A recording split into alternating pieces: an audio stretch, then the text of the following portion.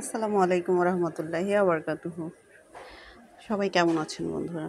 আপনাদের সাথে একটা ভিডিও শেয়ার করার জন্য আসছি। এটা হতে পারে লং ভিডিও।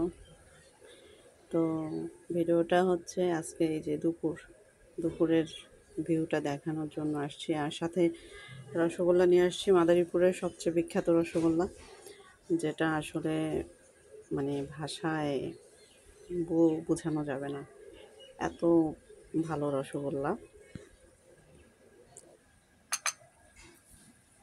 তো এই যে আমার হচ্ছে স্প্রাইডার প্লান্ট, যেটা মাশাল্লাহ গ্রো করছে। আরও বড় একটা টব আনবো, বড় একটা টব এনে এটাকে আবার করবো, লাগাবো ইনশাল্লাহ।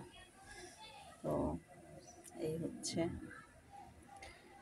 আজকে দুপুরটা ভিউটা দেখানোর জন্য মূলত আসছি। মানে এত সুন্দর রৌদ্র ঝলমলে দুপুর, দেখলেই ভালো লাগে। সাথে তো বাতাস আছে।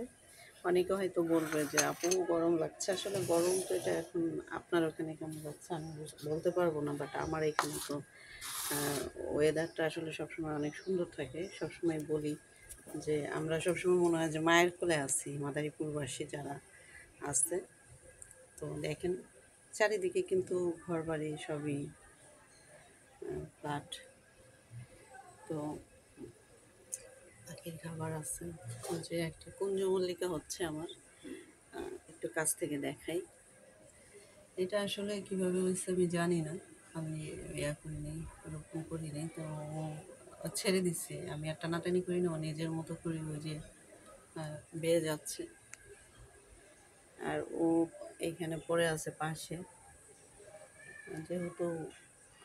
আর এই যে একটা দেখেন, এই যে জেট প্লান্টের ছোট্ট লাগাইছিলাম, এটা হচ্ছে ইদানিং একটু গাছপালাতে যত্নটা কম হচ্ছে, একটু পানি দিচ্ছি, বর্ষাকাল তো অনেক, তারপরেও খেয়াল রাখতে হয় যাতে মানে অতিরিক্ত কোনো কিছু না হয়ে যায়। এটা আসলে অনেক, এটা আরও বড় একটা পটে মানে লাগাবো, তো ইচ্ছা আছে।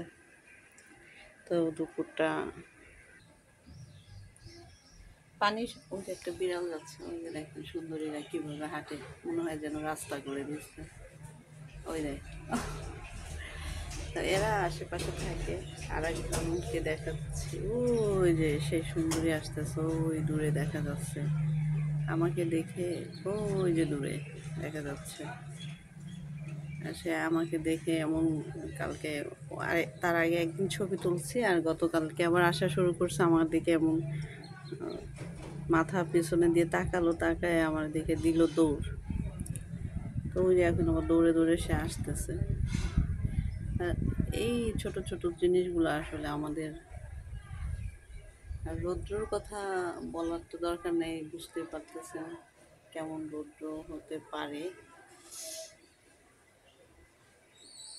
এটা কিন্তু এই যে আমাদের রয়্যাল গাছ, অনেকে কী নামে বলে আমি জানি না। পানি সবসময় রাখি, অনেক গাছপালা কমাই দিচ্ছে এখানের, কারণ হচ্ছে একদম হিজিবিজি হয়ে গেছিল। তো এই যে পাতার দোলন এগুলো দেখে। আর এখন আমি আসলে এই যে মিষ্টি খাবো, আবারও বলছি আপনাদের সাথে শেয়ার করার জন্য এসেছি। মিষ্টি খাবো রসগোল্লা, যেটা আমাদের মাদারীপুরের সবচাইতে ভালো একটা দোকান আছে, যারা মাদারীপুরবাসী আছে তারা তো জানেই যে একদম বিখ্যাত। আর তাদের রসগোল্লার মতো রসগোল্লা আসলেই কেউ বানাতে পারে না। সবাই সে পর্যন্ত অনেক ভালো থাকবেন। আসসালামু আলাইকুম রহমতুল্লাহি ওয়া বারাকাতুহু।